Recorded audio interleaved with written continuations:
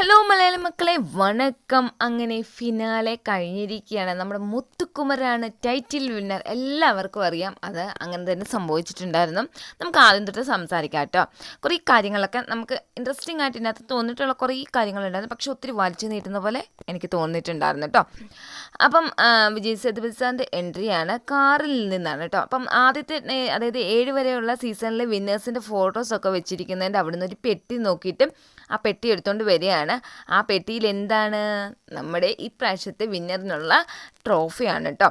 പിന്നീട് വന്നിട്ട് X contestants എല്ലാം സ്റ്റേജിലേക്ക് എൻട്രിയാണ്. മഞ്ജരിയും ദീപക്കുമാണ് ഒന്നിച്ചു വരുന്നത്. പിന്നീട് ആനന്ദിയും രവികുമാറും അതേപോലെ തന്നെ ദർശയും സത്യയും ജഫ്രിയും അൻഷിതയും രഞ്ജിത്തും റിയയും അതേപോലെ അർണവും വർഷിനിയും സാച്ചിനെയും റാണവും ശിവകുമാറും ദർശികയും സുനിതയും അരുണുമാണ് കേട്ടോ എൻട്രി ചെയ്യുന്നത്. അങ്ങനെ ഓരോരോ പേരായിട്ട് വന്ന് എൻട്രി ചെയ്ത് സ്റ്റേജിൻ്റെ അപ്പുറത്തെ സൈഡിലേക്ക് പോവുകയാണ്. പിന്നെ ഇത് സേതുപതി സാറിൻ്റെ എൻട്രിയാണ് കേട്ടോ. അപ്പം മത്സരം കഠിനമെങ്കിൽ വിജയവും കഠിനമായിരിക്കുമല്ലോ. ആ വിജയം നമ്മളപ്പോൾ ആഘോഷിക്കുക തന്നെ വേണം എന്നാണ് സേതുപതി സാർ പറയുന്നത്. പിന്നീട് ട്രോഫി വരുന്നു, ആ പെട്ടിക്കകത്തുനിന്ന് ട്രോഫി എടുക്കുമെന്ന് അവിടെ പ്ലേസ് ചെയ്യുകയാണ് കേട്ടോ. അത് ചെയ്യുമ്പോഴത്തേക്ക് ഇനി ഒരാൾ മിസ്സാവുന്നുണ്ടല്ലോ, ആരാണ് അതെന്ന് ചോദിക്കുമ്പോഴത്തേക്ക് ജാക്ക്, അങ്ങനെ ജാക്കിനെ വിളിച്ചേക്കാന്ന് പറഞ്ഞാൽ ജാക്ക് എൻട്രി ചെയ്യണം. ജാക്കിന് എൻട്രി വല്ലാതെ നല്ല രസമുണ്ടായിരുന്നു. കാരണം ഡിസേർവിങ് ആയിട്ടുള്ള ഒരു വ്യക്തി, ടോപ്പ് 5 ഉണ്ടായിരുന്ന ഒരു വ്യക്തിയായിരുന്നു ആ പോയിട്ടുണ്ടായിരുന്നത്. എനിവേ നല്ല ഒരു അറ്റംപ്റ്റ് ആയിരുന്നു. അറ്റംപ്റ്റ് ചെയ്യാതിരുന്നെങ്കിൽ ചിലപ്പോൾ മനുഷ്യന്മാർ വേറെ രീതിയിൽ വിചാരിച്ചേനമായിരുന്നു. ഇപ്പോൾ പറയുന്നുണ്ട് അറ്റൻഡ് ചെയ്യേണ്ടിയിരുന്നില്ല എന്നൊക്കെ പറഞ്ഞിരുന്നു. ചിലവർ പറയുന്നുണ്ട് ചെയ്തത് നന്നായി, ഒന്നും ചെയ്യാതെ അതിൽ നിന്ന് ഔട്ടാകുമായിരുന്നല്ലോ എന്ന്. പക്ഷേ എനിക്ക് പറയാനുണ്ട്, അവിടെ ഉണ്ടായിരുന്നുവെങ്കിൽ ഒരു ടോപ്പ് 3 അതൊക്കെ ആകുമായിരുന്നു കേട്ടോ. അത് കഴിയുമ്പോൾ ജാക്കിൻ്റെ വീഡിയോസൊക്കെ കാണിക്കുന്നുണ്ട്. ജാക്കിന് ഭയങ്കര സന്തോഷമാകുന്നുണ്ട് കേട്ടോ. അപ്പം എല്ലാവരോടും ചോദിക്കണം, വീട്ടിൽ നിന്ന് വെളിയിൽ വന്നിട്ട് നിങ്ങൾ ആദ്യം എന്ത് ചെയ്യണമെന്നാണ് കരുതിയിരുന്നതെന്നൊക്കെ ചോദിക്കുമ്പോൾ എക്സ് കണ്ടസ്റ്റൻസൊക്കെ അവർ ഉടനെ ആൻസറൊക്കെ പറയുന്നുണ്ട്. അത് കഴിയുമ്പോൾ നമ്മുടെ ടോപ്പ് 5ൻ്റെ എൻട്രിയാണ് കാണിക്കുന്നത്, വീഡിയോസായിട്ട് കാണിക്കുന്നത്. നല്ല രസമുണ്ട്. പിന്നീട് അവർക്ക് തലേന്ന് ഒരു മ്യൂസിക്കൽ പെർഫോമൻസ് ഉണ്ടല്ലോ, എല്ലാവർക്കും അറിയാമല്ലോ. അതിനകത്തൊരു ബാൻഡ് ചെല്ലും. അത് മഹാലിംഗത്തിൻ്റെ ബാൻഡാണ് ചെന്നിരുന്നത്. അതിനോടൊപ്പം തന്നെ അവരെല്ലാം ഡാൻസ് കളിക്കുകയും പാട്ട് പാടുകയും മ്യൂസിക് പെർഫോം ചെയ്യുകയും ഒക്കെ ചെയ്തിട്ടുണ്ട്. നല്ല രസമായിരുന്നു. അത് കഴിയുമ്പോൾ മെയിൻ സ്റ്റേജിൽ സ്റ്റാർഷികയുടെ ഒരു ഡാൻസാണ് കേട്ടോ.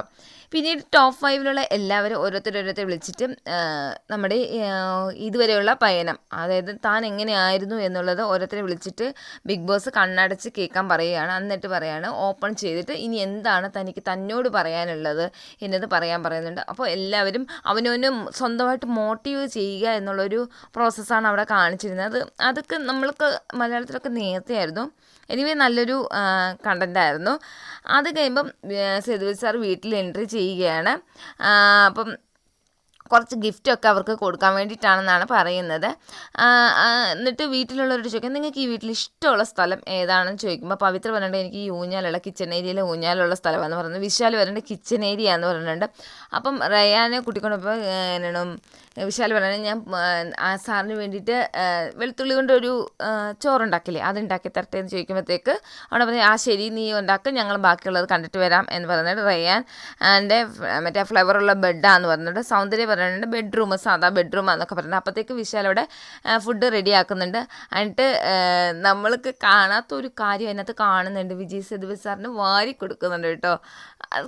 അത്രയും വലിയൊരു വ്യക്തി അതൊക്കെ കഴിക്കുക, അങ്ങനെ വാരി കഴിക്കുക മറ്റുള്ളവരുടെ കയ്യിൽ നിന്നൊക്കെ പറയുമ്പം സത്യം പറഞ്ഞാൽ ഒന്നും പറയാനില്ല. അങ്ങനെയാണ്, അതാണ് ചുമ്മാതല്ല മക്കൾ സെൽവൻ എന്ന് വിളിക്കുന്നല്ലേ. ഇത്ര നല്ലൊരു മനുഷ്യനെ ഞാൻ കണ്ടിട്ടില്ല കേട്ടോ. അപ്പം ഒരു വെറുപ്പും അറുപ്പും ഇല്ലാതെ കഴിച്ചിട്ടുള്ള പോലെ എനിക്ക് തോന്നിയിട്ടുണ്ടായിരുന്നു. അത് കഴിച്ചു. അത് കഴിയുമ്പോഴത്തേക്കും പിന്നീട് ഗാർഡൻ ഏരിയയിൽ ഒരു പെട്ടികൾ ബോക്സുകൾ വെച്ചിട്ടുണ്ട്. അത് ഓപ്പൺ ചെയ്യാൻ പറ്റുന്നത്. അപ്പോൾ ഇങ്ങനെ ഓപ്പൺ ചെയ്യുമ്പോൾ ഹൈഡ്രജൻ ബലൂൺ അതിങ്ങനെ പൊങ്ങിപ്പോൾ ഓരോരുത്തരുടെ ഫോട്ടോസാണ് കേട്ടോ. അപ്പോൾ നിങ്ങളിത് കണ്ടുകൊണ്ടിരിക്കാൻ പറയുന്നുണ്ട്. അത് കഴിഞ്ഞിട്ട് വിജയ് സേതുപതി സാർ പോവാണ് കേട്ടോ. പിന്നീട് എല്ലാവരും വന്നിട്ട് ഗാർഡൻ ഏരിയ വരാൻ പറയുന്നുണ്ട്.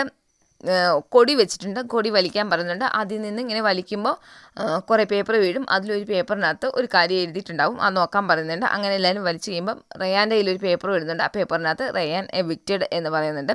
റയാൻ എവിക്റ്റഡ് ആകുകയാണ് കേട്ടോ. അത് കഴിയുമ്പം എന്താണ് പിന്നീട് സ്റ്റേജിൽ ഫസ്റ്റ് എവിക്ഷൻ അതായിരുന്നു. പിന്നീട് സ്റ്റേജിൽ അൻഷിതയുടെ ഡാൻസാണ് കാണിക്കുന്നത്. പിന്നെ എക്സ് കണ്ടസ്റ്റൻസ് ഒക്കെ കുറേ ക്വസ്റ്റ്യനും കാര്യങ്ങളൊക്കെ ചോദിക്കുന്നുണ്ട് സേതുപതി സാറിനോട്. അതിനെല്ലാം നല്ല രീതിയിൽ തന്നെ ആൻസർ ചെയ്യുന്നുണ്ട്. അത് കഴിയുമ്പം നമ്മൾ റയ്യാൻ എൻട്രി ചെയ്യുന്നുണ്ട്, എവിക്റ്റഡ് ആയിരുന്നു. എന്നിട്ട് റയ്യാനോട് കുറേ കാര്യങ്ങൾ പറയുന്നുണ്ട്. അപ്പം റയ്യാൻ പറയുന്നുണ്ട് 100ാമത്തെ ദിവസം തന്നെ എൻ്റെ പടത്തിൻ്റെ പ്രൊമോഷൻ വന്നപ്പോഴേ ഞാൻ വിൻ ചെയ്തു സാർ എന്നൊക്കെ പറയുന്നുണ്ട്. അപ്പോൾ പറഞ്ഞു ഓക്കെ, നല്ല കാര്യം എന്ന് വിജയ് സേതുപതി സാറും പറയുന്നുണ്ട് കേട്ടോ. അത് കഴിയുമ്പോൾ അടുത്ത എവിക്ഷനാണ് കാണിക്കുന്നത്. ആക്ടിവിറ്റി ഏരിയയിൽ എല്ലാവരും കൂടെ പോകുന്നു. എല്ലാവർക്കും ന്യായമുള്ള ഒരു ബൂത്ത് വെച്ചിട്ടുണ്ട്. ആ ബൂത്തിലിരിക്കാൻ പറയുന്നു. എന്നിട്ടൊരു ഫ്രണ്ടിലൊരു കഥയുടെ ഇത് വെച്ചിട്ടുണ്ട്, കഥയുള്ള കുറേ പേപ്പറുകൾ വെച്ചിട്ടുണ്ട്. അത് വായിക്കാൻ പറഞ്ഞു. അറ്റ് ദ സെയിം ടൈം അങ്ങനെ വായിച്ച് ഏറ്റവും അവസാനം വായിക്കുമ്പോൾ പവിത്രയുടെ മാത്രം കാണുന്നില്ല. അപ്പോൾ ആ കഥയ്ക്കകത്തുള്ള മുയൽ നിങ്ങളാണെന്ന് പറയുന്നുണ്ട്. അങ്ങനെ പവിത്ര എവിക്റ്റഡ് ആകുകയാണ് കേട്ടോ. അപ്പം എന്താണ് അപ്പോൾ പവിത്ര എവിക്റ്റഡ് ആകുകയാണ്. പിന്നീട് പവിത്ര സ്റ്റേജിൽ എൻട്രി ചെയ്തിട്ട് സേതുപതി സാറിനോട് സംസാരിക്കുന്നുണ്ട്. എങ്ങനെയുണ്ട് ഇതുവരെയുള്ള പയനം എന്നൊക്കെ ചോദിക്കുന്നുണ്ട്. അപ്പോൾ പറയാണ് നന്നായിട്ടുണ്ടായിരുന്നു എന്നൊക്കെ പറയുന്നുണ്ട്. അത് കഴിയുമ്പം പവിത്രയും പോയി സ്റ്റേജിൻ്റെ ഭാഗത്തിരിക്കുകയാണ് കേട്ടോ. അത് കഴിയുമ്പം നമ്മുടെ ആക്ടിവിറ്റി ഏരിയയിൽ നമ്മൾ ട്രോഫി വച്ചിട്ടുണ്ടാവും. ആ ട്രോഫിയോട് ഓരോരുത്തർ സംസാരിക്കാൻ പറയുന്നത് 3 പേരോട് സംസാരിക്കാൻ പറയുന്നത് 3 പേര് നല്ല രീതിയിൽ തന്നെ സംസാരിക്കുന്നുണ്ട് കേട്ടോ. അത് കഴിയുമ്പോൾ സുനിതയുടെ ഡാൻസാണ് കാണിക്കുന്നത്. നല്ല രീതിയിൽ തന്നെ ഡാൻസ് കളിക്കുക. പിന്നെ സ്പെഷ്യലായിട്ട് കുറച്ച് പേർക്ക് ട്രോഫി കൊടുക്കാനുണ്ടെന്ന് പറയുന്നുണ്ട്. അതിൽ ദീപക് ബെസ്റ്റ് ക്യാപ്റ്റനായിട്ട് കൊടുക്കുന്ന, ആനന്ദി നല്ലവണ്ണം സംസാരിക്കുന്നില്ല, അതിന് വേണ്ടിയിട്ട് കൊടുക്കുന്നുണ്ട്. റാണവെന്ന് പറഞ്ഞ് അറ്റൻഷൻ ക്യൂങ് ആയിട്ട് ഒരു ട്രോഫി കൊടുക്കുകയാണ്. റയ്യാൻ വന്നിട്ട് ടാസ്ക് ബീറ്റ്സ് ആയിട്ട് ഒരു ട്രോഫി കൊടുക്കും. മഞ്ചരി വന്നിട്ട് നന്നായിട്ട് സംസാരിക്കുന്നതായിട്ട് അങ്ങനെ ഒരു ട്രോഫി കൊടുക്കുന്നുണ്ട്. അത് കഴിയുമ്പോൾ നമ്മുടെ ജാക്കിനും കൊടുക്കുന്നുണ്ട് സ്ട്രോങ് വുമൺ എന്നുള്ള, അതായത് സൂപ്പർ സ്ട്രോങ് എന്നുള്ള ഒരെണ്ണം കൊടുക്കുന്നുണ്ട് കേട്ടോ. അത് കഴിയുമ്പം ബാക്കി 3 പേരോടും പറയുകയാണ് നിങ്ങൾ ഗാർഡൻ ഏരിയയിൽ വരിക, എന്നിട്ട് ബിഗ് ബോസ് വീടിനെ നോക്കി നിൽക്കുക എന്ന് പറയുന്നുണ്ട്. എന്നിട്ട് ബിഗ് ബോസ് കുറേ കാര്യങ്ങൾ പറയുന്നുണ്ട്. ഇതോടുകൂടി എൻ്റെ ശബ്ദം ഇവിടെ നിലയ്ക്കുന്നു എന്ന് പറയുന്നുണ്ട്. അത് കേൾക്കുമ്പോൾ തന്നെ നമുക്ക് ഇനി ഒരു വർഷം ഉണ്ടല്ലോ എന്ന് നമ്മുടെ മനസ്സിലും വരികയാണല്ലേ. ഒരു വർഷം ഇനി കാത്തിരിക്കണം, നീണ്ട ഇടവേള. ബിഗ് ബോസിൻ്റെ ആ സൗണ്ടിനും ആ വീടിനും വേണ്ടിയിട്ട് നമ്മളും കാത്തിരിക്കണം അല്ലേ. എന്ത് ചെയ്യാനാ, ഇത്രയും പെട്ടെന്ന് തീർന്ന പോലെ എനിക്ക് തോന്നിയിട്ടുണ്ടായിരുന്നു. അപ്പോൾ എല്ലാവരും കരയുന്നുണ്ട്. പിന്നീട് വന്നിട്ട് 3 പേരുടെ എൻട്രിയാണ് കേട്ടോ സ്റ്റേജിലേക്ക്. സ്റ്റേജിൽ എൻട്രി ചെയ്തപ്പോൾ ഇപ്പോൾ ഒരു എവിക്ഷൻ നടക്കുന്നുണ്ടെന്ന് പറഞ്ഞു. 3 പേരുടെ കാര്യങ്ങൾ ചോദിക്കുന്നത് പേരൻസ് അവരുടെ 3 പേരുടെ കാര്യങ്ങളൊക്കെ പറയുന്നുണ്ട്.